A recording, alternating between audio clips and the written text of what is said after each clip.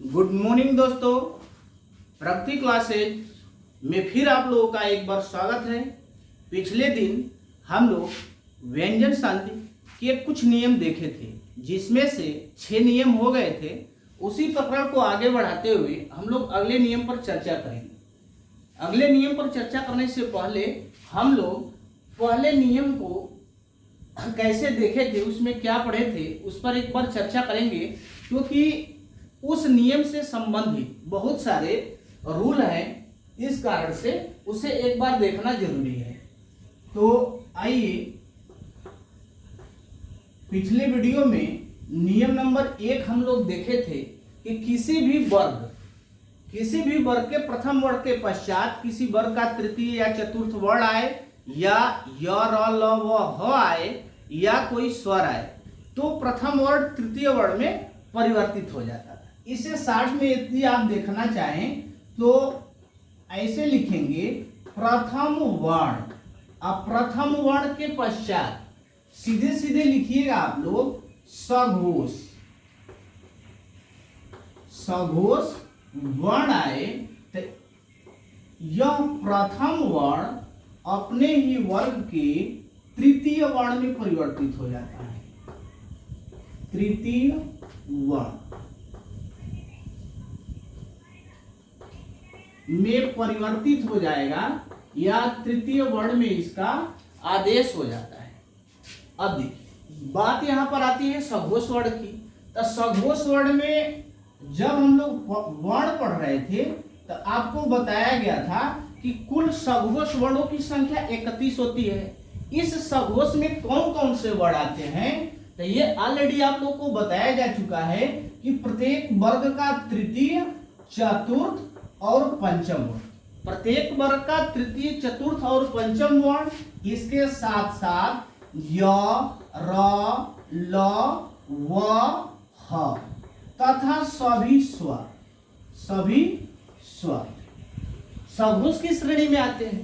तो इसमें से आपके दिमाग में यह होना चाहिए, यह रूल हम लोग ऑलरेडी पढ़ चुके हैं कि प्रथम वर्ण के पश्चात किसी सघोष वर्ण का आगम हो तो प्रथम वर्ण का तृतीय वर्ण में आदेश हो जाता है। यह तो आप सबके दिमाग में बात बैठ गई। अब रही बात सघोष की, तो यह भी क्लियर है कि 31 वर्ण होते हैं। अब इनमें से कुछ उदाहरण आप लोगों को बताया जा चुका है, इस पर हम लोग ज्यादा समय नहीं देंगे। इससे संबंधित अगले रूल को देखना है। किंतु जैसे इसमें शब्द बताया गया था, एक शब्द आता है अब्ज, एक शब्द आता है अब्द। तो संधि के फायदे बताए थे आप लोग को। संधि का फायदा क्या होता है, तो जैसे शब्दों को शुद्ध लिखने में, किसी भी शब्द का अर्थ जानने में, शब्दों का परिभाषा याद करने में, ये तमाम यदि आप संधि जानते हैं तो ऑलरेडी इतनी विषय वस्तुएं आपकी तैयार हो जाती है। जैसे अब्ज और अब्द, आपसे पूछा जाए इसका अर्थ क्या है, यह परिभाषा किसका है, तो शायद कुछ ही लोग बता देंगे। शायद यदि आप अजीत जानते हैं तो बताएं, कोई बात नहीं। लेकिन देखिए, यह सिंपल है। यदि संधि जान रहे हैं सतेंद्र, तो इसको जानना कोई कठिन बात नहीं है। कैसे, जैसे अब्ज, तो ब है। अब ब किस वर्ग का, तो प फ ब, यानी प वर्ग का कौन सा वर्ण, तृतीय वर्ण। अब यही पढ़े है ना कि प्रथम वर्ण के बाद सघोष वर्ण यानी कि तृतीय वर्ण, इसमें से सघोष वर्ण का आगम होता है तो तृतीय वर्ण का आदेश होगा प्रथम वर्ण में। तो अब इसमें से एक बात बस यह रखना है कि इसे छोड़कर, यानी पंचम वर्ण को क्या किया जाता है, छोड़ दिया जाता है। सघोष का केवल पंचम वर्ण छोड़ दिया जाए तो सभी पर यह रूल लागू होता है। जैसे अब्ज है, तो इसका संधि विच्छेद करेंगे आप, तो यह हो जाएगा अप धन ज, और अब्द का करें तो यह लिख सकते हैं अप धन द। अब जो है, जो अर्थ देता है जन्म लेने वाला, जो अर्थ देता है जन्म लेने वाला, और द अर्थ देता है देने वाला। अप जो है यह जल का अर्थ देता है। अब सिंपल देखें कि दोनों शब्दों का अर्थ कितनी आसानी से आप लोग जान गए।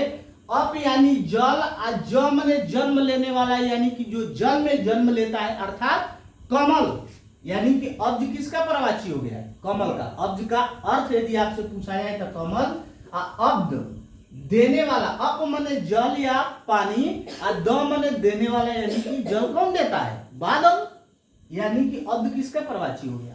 बादल का प्रवाची। तो यह ऑलरेडी हम लोग पढ़ चुके थे, लेकिन कुछ ऐसे शब्द आते हैं जो हमें बार बार कंफ्यूजन रहता है। जैसे एक शब्द आता है दोस्तों, क ग ज, कगज, वाघरी, कगज, वाघरी, मृंडमय, मृंडमय, मृंडमय, ऐसे कुछ शब्द हैं। जैसे हम लोग लिखते हैं सिद्धांत,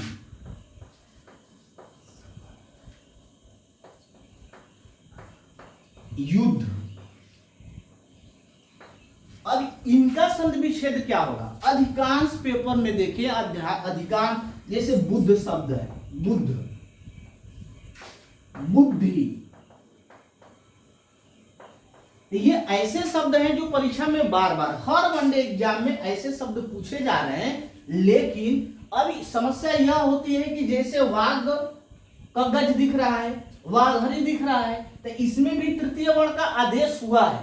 और अब यहां से हम लोग सीधे सीधे कगज का आपसे संधि पूछा जाए तो कक धन गज कर देते हैं, जो कि 100% अशुद्ध है। यह आप लोगों को चौंका देने वाली बात है दोस्तों कि आखिर कगज का संधि विच्छेद कक धन गज है, तो यह अशुद्ध कैसे है? जैसे कगज का आपसे संधि विच्छेद पूछा जाए तो आप बताते हैं कक धन गज, जो कि अशुद्ध है दोस्तों, यह अशुद्ध है, कोई शक नहीं है। अब समस्या यह है कि यदि यह अशुद्ध है तो यह शुद्ध क्या होगा? वाघरी शब्द है, वाघहरी शब्द आता है, दोनों शुद्ध है। लेकिन यदि आपसे पूछ दिया जाए कि वाघहरी, वाघहरी का संधि विच्छेद क्या है, तो इसका भी हम लोग संधि विच्छेद बना देते हैं, वाक धन घरी। अब वाक धन घरी बना दिए तो यह रूल तो लागू हो रहा है कि प्रथम वर्ण के पश्चात तृतीय या चतुर्थ वर्ण आए, यानी कि चतुर्थ वर्ण आया है घ, और तृतीय वर्ण में आदेश हो जाएगा और तृतीय वर्ण भी बन गया। लेकिन समस्या यह है कि यहाँ पर बनने वाला शब्द कख है और यहाँ पर बनने वाला शब्द क्या है? घरी है। तो संधि का एक रूल होता है, जैसे कि पीछे हम बताए थे कि यदि संधि किया गया तो संधि के बाद जब संधि हुआ तो उससे बनने वाला शब्द भी शुद्ध होना चाहिए, एक शुद्ध शब्द बनना चाहिए, और संधि विच्छेद के बाद बनने वाला शब्द भी उसका दोनों शब्दों का सार्थक अर्थ होना चाहिए। तो अब बताइए, घरी घरी दिया है, घरी और यहाँ पर कक, दोनों का शाब्दिक अर्थ नहीं निकल पाता है, जिसके कारण ये दोनों शब्द अशुद्ध है, दोनों का संधि विच्छेद क्या है? अशुद्ध है। तो आए हम लोग पहले इसके एक एक रूल को, इस पर आने वाले जो भी अन्य शब्द हैं जो परीक्षा में हमारे लिए समस्या बने हुए हैं, उन पर चर्चा करेंगे। आइए नियम नंबर 2 देखते हैं। तो आइए अब इस पर हम लोग देखते हैं कि क्या इसमें आने वाले नए शब्द हैं या जो भी विवाद है। तो जैसे एक शब्द आता है दोस्तों वाघहरी और एक वाघहरी, तो वाघहरी और वाघहरी दोनों शुद्ध शब्द हैं। सिद्धांत और सिद्धांत दोनों शुद्ध हैं। अब इसमें संधि कैसे होगा? तो अब पिछले वीडियो में चूंकि हम लोग 6 नियम पढ़ लिए थे, अब उसमें अगला नियम पढ़ेंगे हम लोग 7वां नियम। अब 7वें नियम में है क्या? तो बस याद यह रखना है कि प्रथम वर्ण के बाद यदि ह वर्ण आता है, प्रथम वर्ण के बाद यदि ह वर्ण आता है तो यह प्रथम वर्ण अपने ही वर्ग के तृतीय वर्ण, प्रथम वर्ण का तृतीय वर्ण में आदेश हो जाएगा। प्रथम वर्ण का तृतीय वर्ण में आदेश होता है, किंतु इस ह का चतुर्थ वर्ण, चतुर्थ वर्ण में आदेश हो जाता है। अब यह शायद नियम आप लोग को याद हो गया होगा। सीधे सीधे जैसे उसमें पढ़ रहे थे कि प्रथम वर्ण के बाद किसी सघोष वर्ण और सघोष वर्ण में पंचम वर्ण को छोड़ करके कोई भी वर्ण आ रहा था तो प्रथम वर्ण तृतीय वर्ण में बदल जा रहा था या प्रथम वर्ण का तृतीय वर्ण में आदेश हो रहा था। ठीक उसी तरह से यह अगला नियम बनेगा, है उस नियम से संबंधित ही, क्योंकि उसमें आप पढ़े थे कि सघोष वर्ण आता है और सघोष में ह भी है। तो ह में आने के कारण ह आएगा तो प्रथम वर्ण तो तृतीय वर्ण में आदेश होगा, किंतु याद यह रखना है कि उसके साथ साथ ह का उसी वर्ग के प्रथम वर्ण वाले वर्ग के चतुर्थ वर्ण में आदेश हो जाता है। जैसे एक शब्द अभी हम लोग बात कर रहे थे वाघरी, तो वाघरी शब्द का यदि संधि विच्छेद किया जाए, वाघरी, तो वाघरी का संधि विच्छेद हम लोग करते हैं वाक धन घरी, जो पूर्ण रूप से अशुद्ध है। यदि इसका आप संधि विच्छेद करते हैं वाक धन घरी, तो यह अशुद्ध होगा। अब इस अशुद्ध होने का कारण यह है कि इस घरी शब्द जो है इसका कोई शाब्दिक अर्थ भी नहीं होता है। तो अब इसका शुद्ध संधि विच्छेद क्या होगा, तो अब इसके लिए हम लोग करेंगे वा। अब देखिए ग बना है, तो ग बना है तो यह एक सघोष वर्ण है, तो स्वाभाविक है कि प्रथम वर्ण का तृतीय वर्ण में आदेश होगा। तो ग बना है तो यह क में परिवर्तित होगा, तो यह क्या बनेगा वाक। और घ, यहाँ पर घ बना है तो घ का चतुर्थ वर्ण, क का चतुर्थ वर्ण क्या बना घ, और घ किसके आदेश पर बना ह के। ह किस में बदलेगा चतुर्थ वर्ण, अर्थात यह घ संधि होने से पहले क्या रहा होगा ह रहा होगा। तो वाक धन हरि इसका संधि विच्छेद हो जाएगा, और जब संधि करेंगे तो इसको बोलेंगे वाघरी। लेकिन यहाँ दिमाग में रखने वाली बात यह है कि चतुर्थ वर्ण में भी आदेश होता है। यदि चतुर्थ वर्ण न बनाए और यदि आप ह ही लिख दें तब भी वह शब्द शुद्ध होता है, वह अशुद्ध नहीं होगा। अर्थात वाक धन हरि करते हैं तो वाघरी लिखते हैं तो भी शुद्ध है। यदि वाघरी न लिख करके वाघरी वाघरी लिखते हैं तो तभी अशुद्ध शब्द है। लेकिन संधि विच्छेद जब भी करेंगे तो वाक धन हरि ही होगा, इसमें कोई शब्द नहीं है। अब अगला शब्द इसमें दिया गया है सिद्धांत, तो सेम इसी तरह से इसका संधि विच्छेद कर लीजिएगा। देखिए सिद्धांत शब्द दिया है सिद्धांत, तो अब यह हो जाएगा शीत, तो शीत द बना है तो द त वर्ग का त वर्ग का तृतीय वर्ण है तो शीत हो गया। अब देखिए यह ध है तो ध ह के आदेश पर बनता है, तो यह हो जाएगा शीत धन हान।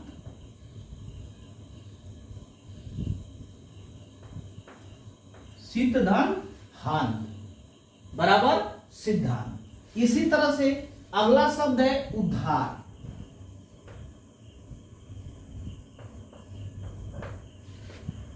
तो बताएं क्या होगा उत धन हार। बहुत अच्छा सही बता रहे हैं, उत धन हार होगा। ह किस में बदलेगा यह ह, तो इससे ह किस में आदेश होगा घ में। आ त है तो त का तृतीय वर्ण क्या होगा त थ द, यानी यह क्या बना द। अब दोनों को यदि जोड़ा जाए, अब यह कैसे बना, तो यदि यह देखिए उरा, इस त का द में आदेश हो गया, उत बन गया। अब देखिए यहां पर ह किस में आदेश हुआ ध। चतुर्थ वर्ण बनाएगा तो चतुर्थ वर्ण जब बनेगा तो ध बनेगा धा, और यहाँ पर ह तो इसमें परिवर्तित हो गया आर है तो आ या आर लिख दीजिए। अब यह जोड़ेंगे तो उ आधा द और ध संयुक्ताक्षर बना देगा और यह बन जाता है ध, संयुक्ताक्षर बनेगा। आ का स्वर इसमें लग जाता है, र इधर है तो र, और द से पहले उ है तो उ। अब बनने वाला शब्द क्या बना? उद्धार। यानी कि उद्धार का संधि विच्छेद उत धन हार होगा, सिद्धांत का सिद्ध धन हान, वाघरी का वाक धन हरि होगा। अब देखिए, अब तो यह प्रथम रूल से संबंधित था ना। अब इसी तरह से हम लोग अगले रूल को देखते हैं। जैसे इसमें शब्द, तो अब देखिए कगज तक बात हो गई थी। अब देखिए कगज का संधि विच्छेद यदि आपसे पूछता है तो यहाँ पर अलग रूल लगेगा। जैसे कि दिखने में लग रहा है कि नहीं प्रथम रूल ही लगेगा, लेकिन ऐसा नहीं है दोस्तों। यह शब्द है कगज, बुद्धि, युद्ध या बुद्ध, जो भी शब्द है। अब इसमें थोड़ा सा बारीकी बरतने की जरूरत है। जैसे हम लोग देखें, इसमें अगला रूल यह बनता है कि यदि चतुर्थ वर्ण के बाद तृतीय या चतुर्थ वर्ण आए, तृतीय या चतुर्थ वर्ण आए, चतुर्थ वर्ण आए, तो इस चतुर्थ वर्ण का तृतीय वर्ण में आदेश हो जाता है। तृतीय वर्ण में आदेश हो जाता है। अब यह क्यों होता है? यह सिंपल है, यहां तक तो रटने वाली बात है, लेकिन हर नियम को रटना आसान नहीं है, इसलिए इसे हम लोग समझ लेते हैं। पहले समझने वाली बात यह है कि एक बार आप दिमाग में बैठा लें कि यदि चतुर्थ वर्ण के बाद तृतीय या चतुर्थ वर्ण आए, तो इस चतुर्थ वर्ण का किस वर्ण में आदेश होगा? तृतीय वर्ण में आदेश होगा। अब यह कैसे होगा? तो जैसे एक शब्द आया है इसमें कगज, यदि इसका संधि विच्छेद एग्जाम में पूछा जाता है तो बच्चे सीधा सीधा इसका जवाब देते हैं कक धन गज, जो कि 100% अशुद्ध है। यह 100% अशुद्ध है। कक धन गज इसको हम नहीं कह सकते या संधि विच्छेद नहीं कर सकते।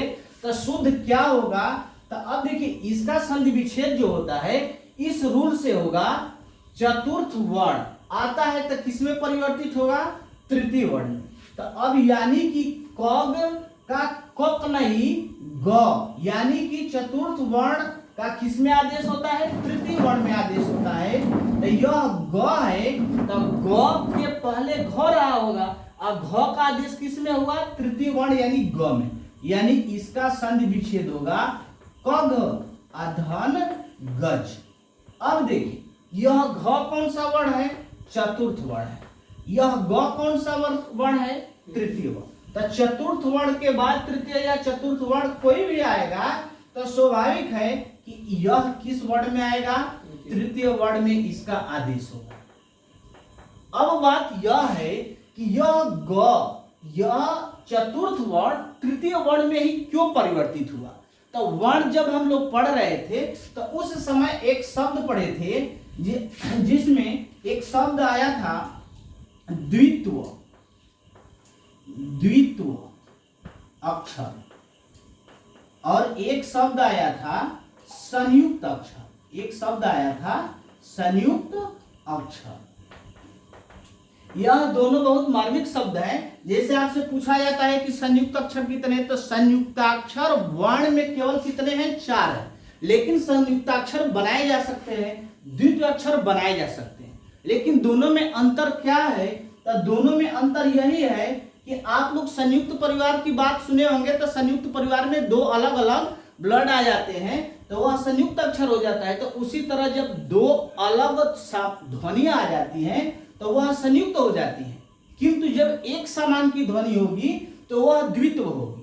अर्थात एक समान की ध्वनि से तात्पर्य है, जैसे हम लोग लिखते हैं बच्चा, कच्चा, सच्चा,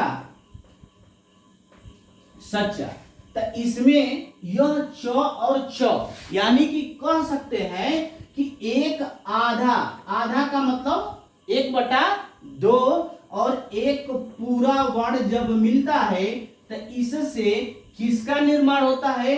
तो संयुक्त और द्वित्व, इससे संयुक्त वर्ण का भी निर्माण होता है और द्वित्व, दोनों का निर्माण तभी होगा कि जब पहला वर्ण आधा और दूसरा वर्ण पूरा मिले, तो उससे हम लोग संयुक्त अक्षर बना सकते हैं या द्वित्व अक्षर। लेकिन दोनों में अंतर यह है कि जब यह ध्वनि एक समान की होगी दोस्त, तब द्वित्व अक्षर बनेगा, और जब यह अलग अलग ध्वनियां हो जाती हैं तब वहां पर बनता है संयुक्त अक्षर। अब संयुक्त अक्षर में आप लिख सकते हैं, जैसे दंत लिखते हैं, दंत, कंठ लिखते हैं, संत लिखते हैं। तो अब यहां पर भी देखिए, पहला वर्ण आधा और दूसरा वर्ण क्या है, पूरा है। इसे यदि आपको कोई डाउट है, आप सभी को कहीं भी कोई डाउट है तो आप लोग कमेंट में लिख दीजिएगा, फिर हम देख लेंगे। जैसे कि दंत शब्द आया है, तो दंत में न आधा है और तो पूरा है, कंठ में ठ और ड़ आधा और ठ पूरा है, संत में न आधा और तो पूरा है। सेम कंडीशन यहाँ भी है, लेकिन अंतर देखे, इसमें ये दोनों ध्वनियां भिन्न है, ये दोनों ध्वनियां भिन्न है, और यहाँ पर दोनों ध्वनियां क्या है, एक समान की है। तो अब जब एक समान की, जब दो ध्वनि, यानी कि जब प्रथम वर्ण आधा द्वितीय वर्ण पूरा और दोनों एक समान के होंगे, तब द्वित्व अक्षर का निर्माण होता है। और जब ये दोनों अलग अलग ध्वनियां हो जाएंगी तब संयुक्त अक्षर का निर्माण होता है। किंतु समस्या यह है कि यह अब नियम बनाने की आवश्यकता क्यों पड़ी दोस्तों, तो सदैव याद रखिएगा, द्वित्व अक्षर बल जानने से नहीं होगा। जब हम लोग पढ़ते हैं, जब वर्ण पढ़ते हैं दोस्तों, तो वर्ण में याद रखने वाली बात यह है कि कभी भी द्वितीय और चतुर्थ वर्ण, द्वितीय और चतुर्थ वर्ण के योग से द्वित्व अक्षर का निर्माण हो ही नहीं सकता, न होता है। अर्थात यहां पर आप लोग नोट में लिख लीजिएगा कि द्वितीय और चतुर्थ वर्ण के योग से द्वित्व नहीं बनता। अर्थात द्वितीय और चतुर्थ वर्ण के योग से कभी भी द्वित्व अक्षर का निर्माण हो ही नहीं सकता। जैसे कोई शब्द कहीं भी किसी किताब में, किसी डिक्शनरी में देख करके हमें बताइएगा, जैसे अभी हम लोग लिखे हैं बच्चा, कच्चा, सच्चा, जो भी शब्द लिखे, लेकिन कोई शब्द ऐसा नहीं मिलेगा जिसमें ख और ख मिले, आधा घ और पूरा घ मिले, आधा ध और पूरा ध मिले। ऐसा कभी भी आप लोग, जैसे छ है तो आधा छ और पूरा छ, ऐसा कभी मिलता नहीं है। तो यह दिमाग में रखेंगे कि कभी भी द्वित्व अक्षर का निर्माण होगा तो वह तभी होगा कि जब प्रथम, तृतीय और पंचम वर्ण का योग हो, अन्यथा द्वित्व अक्षर कभी भी दूसरे और चतुर्थ वर्ण के योग से नहीं बनता है। अब देखिए, अब यहाँ पर यदि हम ऑलरेडी यहाँ चतुर्थ वर्ण था, तो यदि यहाँ चतुर्थ वर्ण लिया गया होता घ और यह ऑलरेडी चतुर्थ वर्ण था, तो तब कभी भी यह शब्द बन ही नहीं सकता। बनने वाला शब्द क्या बना है, द्वित्व बना है, और द्वित्व कभी भी दूसरे और चतुर्थ वर्ण के योग के कारण बन ही नहीं सकता है। इस कारण इस नियम की क्या हुई, उत्पत्ति हुई। अब दोस्तों इसमें और कुछ शब्द आते हैं, जैसे अगला शब्द इसमें आता है बुद्धि, युद्ध, बुद्ध, जो भी शब्द है। तो अब इनका संधि विच्छेद कैसे होगा, तो हम लोग देखते हैं। जैसे शब्द आता है बुद्ध, अब बुद्ध में आने वाले शब्द, इसका संधि विच्छेद पूछा जाता है तो अक्सर हम लोग गलती करते हैं, लेकिन बुद्ध का संधि विच्छेद पूछा जाएगा तो आप बताएंगे बुद्ध, अधन ध, बुद्ध। अब बुद्ध में ध और ध ही आया,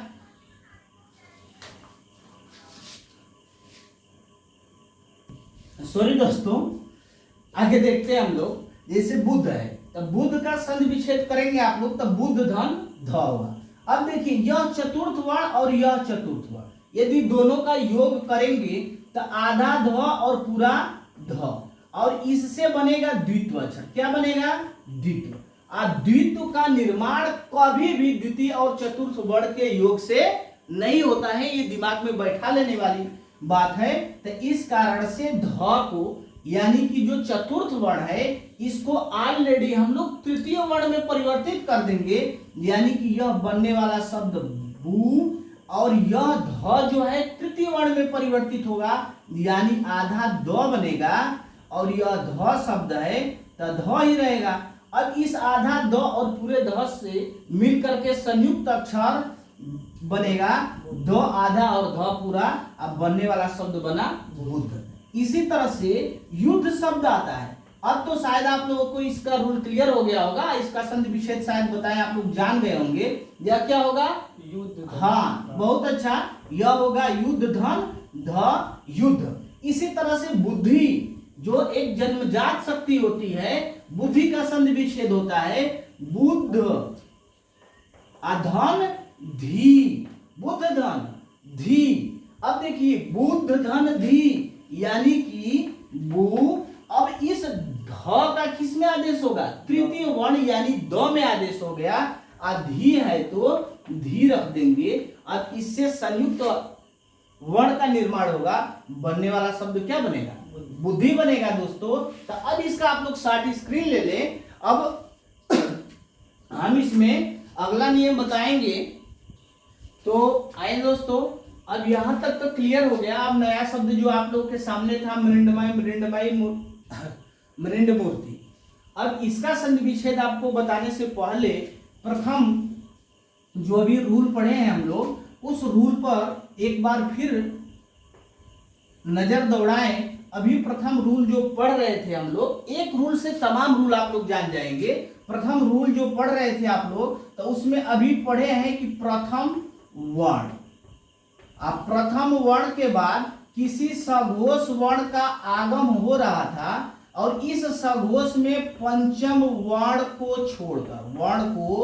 छोड़कर अभी यही पढ़े हैं, छोड़कर जब आगम हो रहा था तो इस प्रथम वर्ण का किसमें आदेश हो रहा था? तृतीय वर्ण। बहुत अच्छा सर, तृतीय वर्ण में आदेश हो रहा था।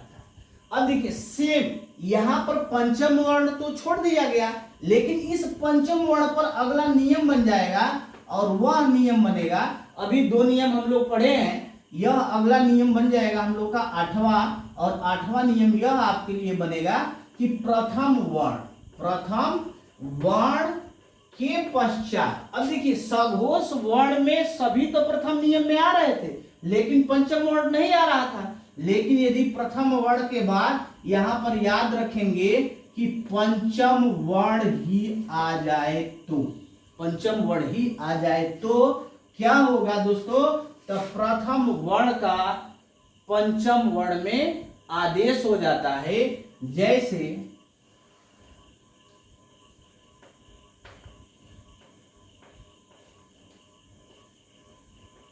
वर्ण में आदेश हो जाता है, जैसे शब्द हम लोग को मिलता है जगन्नाथ। अब देखिए जगन्नाथ का हम लोग संधि विच्छेद करेंगे, तो अभी हम लोग पढ़े हैं कि प्रथम वर्ण के बाद पंचम वर्ण आए तो प्रथम वर्ण का आदेश किस में होगा? पंचम में होगा। तो अब इस पंचम में होगा तो यह हो जाएगा जगत धन नाथ। अब इस रूल को देखें तो प्रथम वर्ण यानी कि त के बाद पंचम वर्ण आया यानी न, यानी कि प्रत्येक वर्ग का पांचवा अक्षर, क वर्ग का पंचम अक्षर, ङ, च वर्ग का य, ट वर्ग का ड़, त वर्ग का प वर्ग का म और त वर्ग का न, पंचम वर्ण होता है। तो जगत धन नाथ इस यानी कि प्रथम वर्ण के पश्चात कौन सा वर्ण आया है? पंचम वर्ण आया है। तो इस त का यानी कि प्रथम वर्ण का इसी वर्ग का पंचम वर्ण बनेगा। तो त का पंचम वर्ण त, थ, द, ध, न, यानी कि बनने वाला शब्द बनेगा यह आधा न हो जाएगा। तो ज ग जग पहले से है तो आधा न में इसका आदेश हो जाएगा और इधर बना है नाथ, यह यदि जोड़ा जाएगा तो यह आधा संयुक्ताक्षर बनेगा और जगन्नाथ शब्द। इसी तरह का शब्द बनता है, शब्द आता है उन्नत। तो उन्नत का संधि विच्छेद हम लोग करेंगे तो उत्धन नति, उन्नति। अम्मय षडमास, अम्मय षडमास, षडमास। तो अम्मय का यदि संधि विच्छेद करें तो अब देखिए म किस वर्ग का, प वर्ग, यानी कि प में यह परिवर्तित अपधन माय, बहुत अच्छा सा षड, षडमास। तो यह क्या होगा, देखिए ड बना है, ड किस वर्ग का, ट वर्ग का, तो यह क्या बनेगा, षट धन मास। इसी तरह से अगला शब्द बनता है चिन्मय, कौन सा, चिन्मय। तो क्या शब्द बनेगा, चित्त, चित्त धन मय। अब यह रूल आप लोग के दिमाग में बैठ गई होगी। अब इस तरह से तमाम शब्द हैं आप लोग, जैसे कि उन्माद एक शब्द आता है, तो उन्माद का कर सकते हैं उत धन माद। अब देखिए न है तो न तो वर्ग का है, तो यह उत हो गया, इधर से बनने वाला शब्द माद है तो माद लिख दिए, उत धन माद।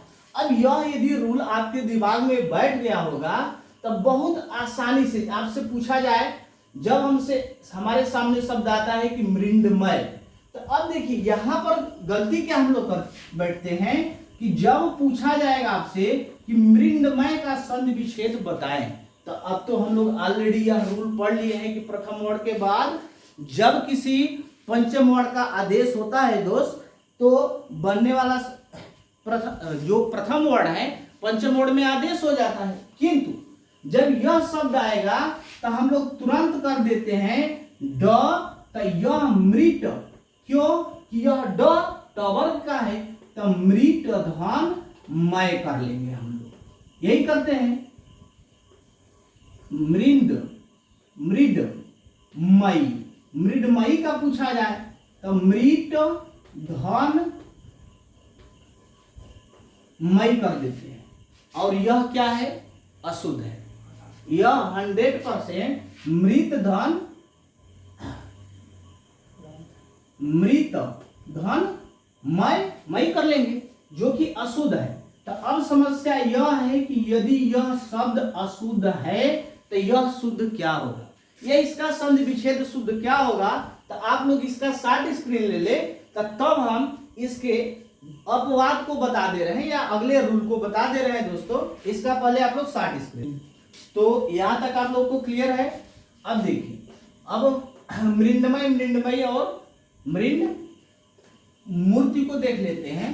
तो अब जो अभी रूल नंबर 8 पढ़े हैं दोस्तों, तो इस रूल नंबर 8 के बाद एक और नियम इसी पर बना लेते हैं, और नियम नंबर 9 यहाँ पर देख लेते हैं हम लोग। अब इसे कैसे देखेंगे, तो बस यह याद रखिएगा कि यदि द के बाद, द के पहले लिखिएगा, सॉरी बाद नहीं, द के पहले मूर्धन्य स्वर री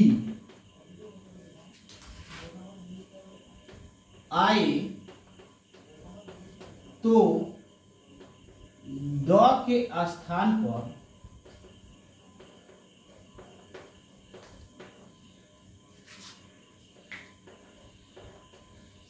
ड़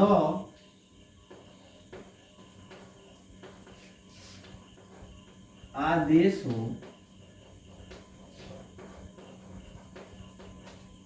जाता है। नियम नंबर 8 यह हो गया आप लोग के लिए, सिंपल है। यदि द के पहले मूर्धन्य स्वर यानी कि री, मूर्धन्य स्वर में री आता है, आए तो द के स्थान पर ड आदेश हो जाता है। अर्थात यदि आपसे अब के बाद मृंडमय का संधि विच्छेद पूछा जाए तो अब देखिए बताएंगे मृद अधन मय। अब देखिए यहां द है, इस द से पहले री आया, मूर्धन्य री आया, तब इसके कारण यह द है ड़ में परिवर्तित होगा। किस में परिवर्तित होगा, ड़ में परिवर्तित हो जाएगा। अब बनने वाला शब्द बनेगा मृंडमय, यानी कि मृद मतलब मिट्टी और मय मतलब पूर्ण रूप से विलीन, यानी मिट्टी में विलीन, मृदमय, मृंडमय का शाब्दिक अर्थ हुआ मिट्टी में विलीन, मृंड मई। सेम इसी तरह से कर लेंगे, मृद धन मई। अब मृद मूर्ति का शायद आप लोगों को अब आ गया हो, बताएं पहले। मृद मूर्ति, अभी शब्द आता है मृद मूर्ति, तो मृद मूर्ति का संधि विच्छेद क्या होगा बताएं। हाँ सही, सही बताया आपने, मृद धन मूर्ति यानी मिट्टी की मूर्ति। मृद मूर्ति का संधि विच्छेद हो गया मृद धन मूर्ति, यानी यह जो द बन रहा है, यह द क्यों बना, तो इससे पहले जो र है, इस र के री है, तो री के कारण इसका आदेश हो रहा है, तो द र में आदेश हो जा रहा है। तो मृद धन मय, मृद धन मई, मृद धन मूर्त। क्लियर? तो यहां तक क्लियर हो गया हो तो फिर आप लोग इसका शॉर्ट स्क्रीन ले लें। तब इसमें कुछ अपवाद है वो हम बता दे रहे हैं, कुछ मुख्य रूल है वो भी पढ़ लेते हैं हम लोग। तो पहले आप लोग शॉर्ट स्क्रीन ले, तब हम अगले रूल को बताते हैं। तो यहां तक क्लियर हो गया होगा। अब आए हम लोग अगले रूल को देखते हैं।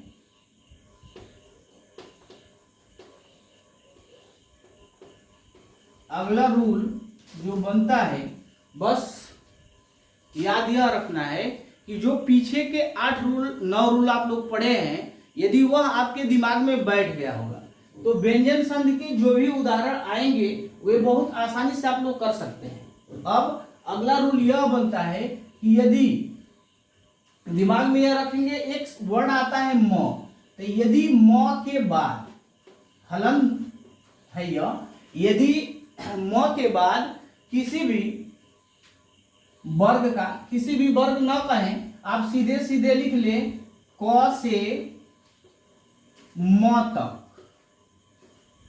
का कोई वर्ड। अब देखिए, आप सीधे कहेंगे कि यदि म के बाद क से म तक का कोई वर्ड आए, आप कोई वर्ड यदि क से म तक लिख दिए हैं तो इसे हम लोग क्या कहते हैं, अस्पर्शी या वर्गीय। क्या कहते हैं इसे, अस्पर्शी कह सकते हैं या स्पर्शी वर्ग कह सकते हैं या वर्गीय वर्ग कह सकते हैं।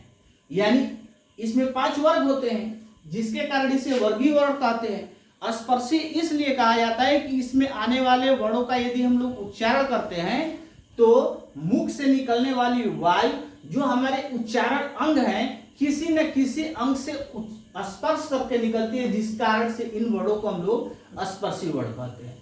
यह रूल जैसे हम लोग नाम लिखते हैं, जो लोग भी देख रहे हैं, आप लोग अंत तक वीडियो को देखें, इसलिए कि यह जो रूल है नाम को शुद्ध लिखने में बहुत ही ज्यादा कारगर है, हम लोग को सहयोग देता है। जैसे आप सीधे कहेंगे कि म के बाद किसी भी स्पर्शी या वर्गीय वर्ण का आगम होता है या संयोग होता है, तो इस म में 2 परिवर्तन देखने को मिलते हैं। पहला परिवर्तन देखने को मिलता है सर इसमें कि यह म जो है अनुस्वार में, इस म का अनुस्वार बोला जाए तो आपके दिमाग में स्वर आ रहा होगा जिसे आगत अयोगवाह स्वर कहा जाता है। पिछले वाले वीडियो में वर्ण में बताए थे कि अयोगवाह हिंदी में 2 होते हैं, जिसमें एक अंग और एक को अनुस्वार और एक को विसर्ग बोलते हैं। तो इस म का अनुस्वार में आदेश होगा, में आदेश हो जाता है, या कोई जरूरी नहीं, इस पे 2 वर्ड बनते हैं। इस म का अनुस्वार में आदेश हो जाएगा या आने वाले वर्ण का पंचम वर्ण में आदेश हो जाता है, पंचम वर्ण में आदेश हो जाता है। जैसे शब्द एक आता है इसमें मंजू, संजय, अंजलि। अब दिमाग में यह रखना है, जैसे अंजलि आपसे पूछा जाता है कि अंजलि लिखिए, तो हम लोग लिखते कैसे हैं, संजय लिखना है तो संजय यदि ऐसे लिखे अनुस्वार में तब तो ठीक है, कोई दिक्कत नहीं। मंजू ऐसे लिखे हैं तब भी ठीक है, लेकिन हम लोग लिख देते हैं मंजू को ऐसे, सॉरी मंजू को लिख देते हैं ऐसे जो अशुद्ध है। संजय को लिख देंगे संजय या संजय, तो यह अशुद्ध है। अंजलि को लिखते हैं अंजलि, तो यह भी क्या है, अशुद्ध है। अब यह क्यों अशुद्ध है, तो दिमाग में यह रखना है कि मंजू, देख रहे हैं ना, अनुस्वार होगा नहीं तो पंचम वर्ण होगा। तो इस रूल से यदि इसका संधि विच्छेद किया जाए दोस्तों, तो मंजू का करेंगे तो मम धन क्या होगा, जू होगा, मम धन जू बराबर मंजू। क्यों, तो यह म है, यहाँ पर स्पर्शी वर्ण आया, तो स्पर्शी वर्ण आ गया दोस्तों, तो स्वाभाविक है कि बनने वाला जो वर्ण होगा वह अनुस्वार में आदेश होगा या पंचम वर्ण में होगा।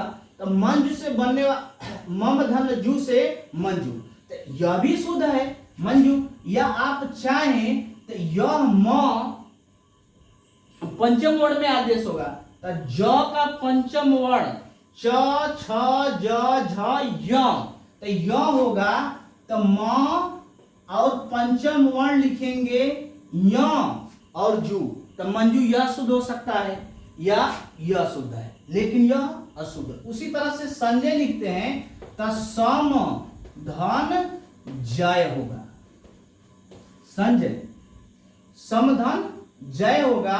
अब यदि नहीं लिखना है, ऐसे नहीं लिख सकते हैं, तो इसको कर सकते हैं सम को म के बाद जो आया है, तो अब यह आदेश होगा अनुस्वार में, तो संजय को लिख सकते हैं संजय संजय।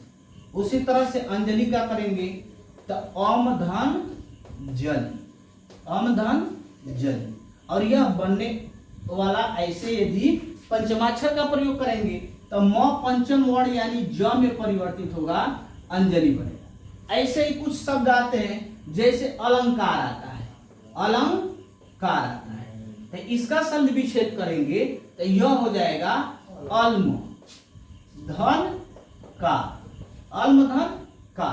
अब यह पंचमाक्षर के रूल से यदि देखा जाए तो दोस्तों यह आने वाला वर्ड क है, तब क है तो म क वर्ग का पंचम अक्षर यानी म बनाएगा, तो यह बनेगा अ ल, अंकार तो यह म बन गया, इसमें क लिखेंगे, आ का मंत्र की मात्रा लगा देंगे तो अलंकार, यह शुद्ध है। इसी तरह से शब्द लिख सकते हैं अलंकृत, अलंकृत, अलंकृति, अलंकृति, अलंकृति, संभव, संभव, ये प्रमुख शब्द हैं जो इस रूल पर आते हैं, तो इसे भी हम लोग अपने दिमाग में रखेंगे। इसके बाद कुछ व्यंजन संधि के अपवाद हैं जिसे हम बता देना चाहते हैं। जैसे समाचार शब्द में अक्सर पूछा जाता है, बच्चे पूछ देते हैं कि समाचार में कौन सी संधि है, और हम लोग बता देते हैं समधन आचार, क्योंकि यहाँ म दिख रहा है, तो उसको अभी आप लोग नोट कर लेंगे। पहले इसे इसका शॉर्ट स्क्रीन कर लें, तब हम आप लोगों को अगले नियम को बता रहे हैं दोस्तों। अब इसके आगे कुछ आप लोग नोट कर लेंगे दोस्तों। जैसे एक शब्द जैसे शब्द आता है, कुछ शब्द हैं जैसे समाचार, निरूपाय, निरुत्तर, समाचार, निरूपाय, निरुत्तर,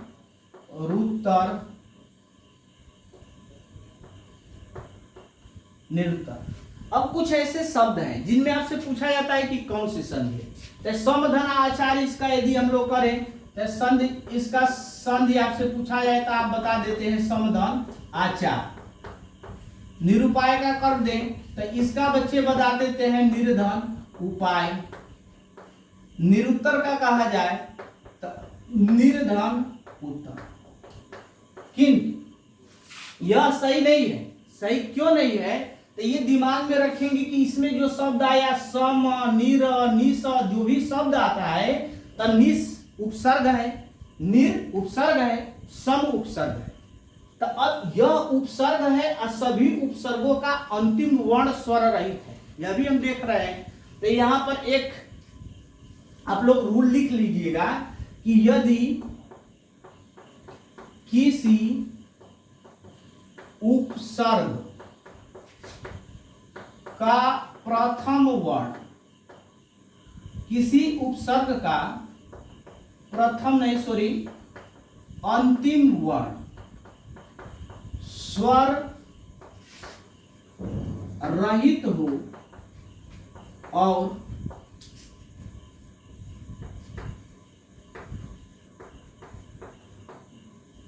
दूसरे शब्द का प्रथम वर्ण स्वर, तो वहां संधि नहीं होती, संधि नहीं होती है, बल्कि संयोग होता है। शायद यह रूल आप लोग को समझ में आ गया होगा। यानी समाचार, निरूपाय, निरुत्तर जो भी शब्द ऐसे यदि आप लोग के सामने आते हैं तो आप सीधे सीधे कह देंगे कि इन शब्दों में संधि नहीं है, वहां पर संयोग के नियम के द्वारा ये शब्द आपस में जुड़े हैं, न कि संधि के द्वारा।